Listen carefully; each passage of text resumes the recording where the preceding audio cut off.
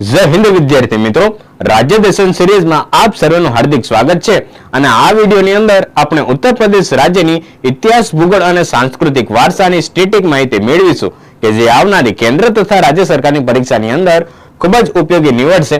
તો ચાલો મિત્રો શરૂઆત કરીએ ઉત્તર પ્રદેશ રાજ્યની। તો ઐતિહાસિક પૃષ્ઠભૂમિની વાત કરીએ તો પાષાણ યુગથી લઈને નવપાષાણ કાળ, તામ્રયુગ અને હડપ્પા કાળ સુધીના અવશેષો કે જે આપણને ઉત્તર પ્રદેશ રાજ્યમાં જોવા મળે છે।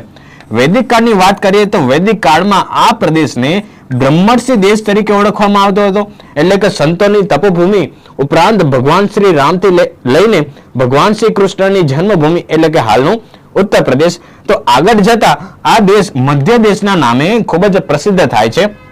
તો નેક્સ્ટ પોઈન્ટની વાત કરીએ તો અંગ્રેજો દ્વારા આગ્રા અને અવધ નામના બે પ્રાંતો ભેગા કરીને એક સંયુક્ત પ્રાંત બનાવવામાં આવે છે, જેને યુનાઇટેડ પ્રોવિન્સ તરીકે ઓળખવામાં આવતું હતું। તો સ્વતંત્રતા બાદ 24મી જાન્યુઆરી 1950માં તેનું નવીનીકરણ કરીને ઉત્તર પ્રદેશ નામ રાખવામાં આવે છે।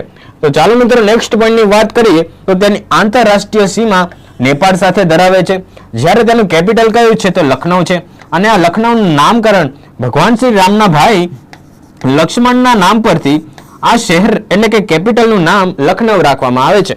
તો વાત કરીએ વસ્તીની દ્રષ્ટિએ ભારતમાં પ્રથમ ક્રમાંકે કોણ છે તો ઉત્તર પ્રદેશ રાજ્ય છે, એટલે કે જનસંખ્યાની દ્રષ્ટિએ ઉત્તર પ્રદેશ ભારતમાં પ્રથમ ક્રમાંકે છે।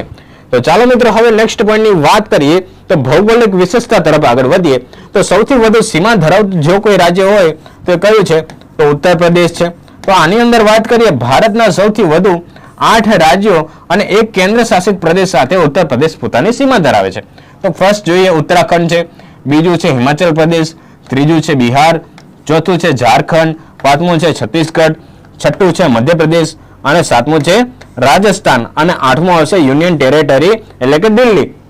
તો ચાલો મિત્રો હવે આપણે આગળ વાત કરીએ મહત્વની ભૌગોલિક વિશેષતા અંતર્ગત રિહંદ ડેમ વિશેની કે રિહંદ ડેમ સોન નદીની સહાયક નદી એટલે કે રિહંદ નદી છે, તેના ઉપર આ રિહંદ ડેમ બાંધવામાં આવે છે। આ ડેમ પાછળ બનેલું એક મોટું સરોવર છે કે ગોવિંદ વલ્લભ પંત સાગર સરોવરનું નિર્માણ કે જે રિહંદ નદી ઉપર કરવામાં આવ્યું છે અને તે ભારતનું સૌથી મોટું કૃત્રિમ સરોવર છે।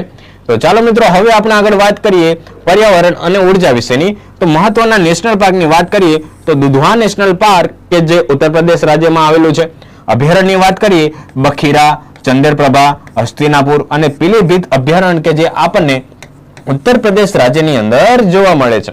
તો ચાલો મિત્રો વાત કરીએ ટાઈગર રિઝર્વ વિશેની કે દુધવા અને પીલીભીત ટાઈગર રિઝર્વ કે આપણને ઉત્તર પ્રદેશ રાજ્યની અંદર આવેલા છે।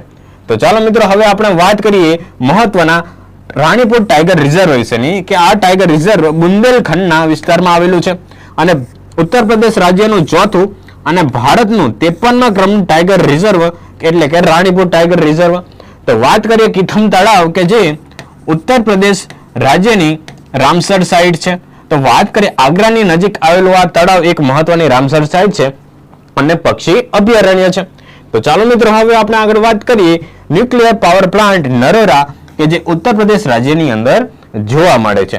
તો ચાલો મિત્રો નેક્સ્ટ પોઈન્ટની વાત કરીએ આપણે એરપોર્ટ વિશે જોઈએ તો ચૌધરી ચરણસિંહ એરપોર્ટ લખનઉ ખાતે આવેલું છે અને લાલ બહાદુર શાસ્ત્રી એરપોર્ટ કે જે વારાણસી ખાતે આપણને જોવા મળે છે। તો નેક્સ્ટ પોઈન્ટની વાત કરીએ કે સાંસ્કૃતિક વારસા તરફ આગળ વધીએ તો મહત્વના નૃત્ય વિશે વાત કરીએ તો કથક નૃત્ય કે જે ઉત્તર પ્રદેશ ઉપરાંત કે જે ઉત્તર ભારતના અમુક પ્રદેશો સાથે સંકળાયેલું જોવા મળે છે। તો વાત કરીએ આદિવાસી નૃત્યો એટલે કે ટ્રાઇબલ નૃત્ય વિશેની, આની અંદર આવશે રસિયા, નોટંકી, સ્વાંગ અને ચરકુલા જેવા મહત્વના નૃત્યો કે જે ઉત્તર પ્રદેશ રાજ્યની સાથે સંકળાયેલા છે। તો ચાલો મિત્રો હવે આપણે વાત કરીએ મહત્વના શહેરો અને સ્થળો વિશેની। તો વાત કરીએ સૌપ્રથમ કાનપુર વિશેની કે લેધર સિટી ઓફ ઇન્ડિયા અને માન્ચેસ્ટર ઓફ નોર્થ ઇન્ડિયા તરીકે કાનપુરને ઓળખવામાં આવે છે।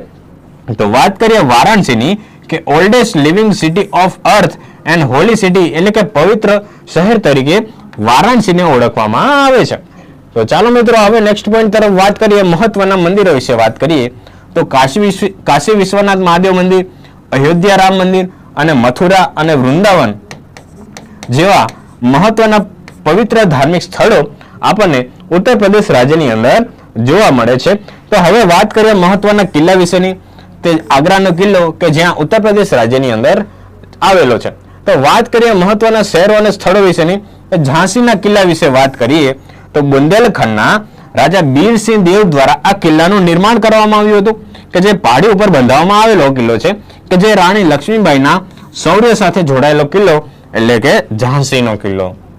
તો વાત કરીએ મહત્વની યુનેસ્કો વર્લ્ડ હેરિટેજ સાઇટ વિશેની, એની અંદર વાત કરીએ તો તાજમહેલને 1983 ની અંદર સ્થાન આપવામાં આવ્યું છે. તો વાત કરીએ આગ્રાના કિલ્લાને 1983 ની અંદર બંનેને 1983 ની અંદર તાજમહેલ અને આગ્રાને યુનેસ્કો વર્લ્ડ હેરિટેજ સાઇટનો દરજ્જો પ્રાપ્ત થયો છે. તો વાત કરીએ ફતેહપુર સિકરીને 1986 ની અંદર યુનેસ્કો વર્લ્ડ હેરિટેજ સાઇટ તરીકે જાહેર કરેલી છે. તો મિત્રો આ હતી ઉત્તર પ્રદેશ રાજ્ય સાથે સંકળાયેલી મહત્વની સ્ટેટિક બાબતો કે જે આવનારી પરીક્ષાને લઈને ખૂબ જ ઉપયોગી નીવડશે. તો આવી જ પરીક્ષાલક્ષી માહિતી મેળવવા માટે GS પોઈન્ટરની સાથે સંકળાયેલા રહો. જય હિન્દ.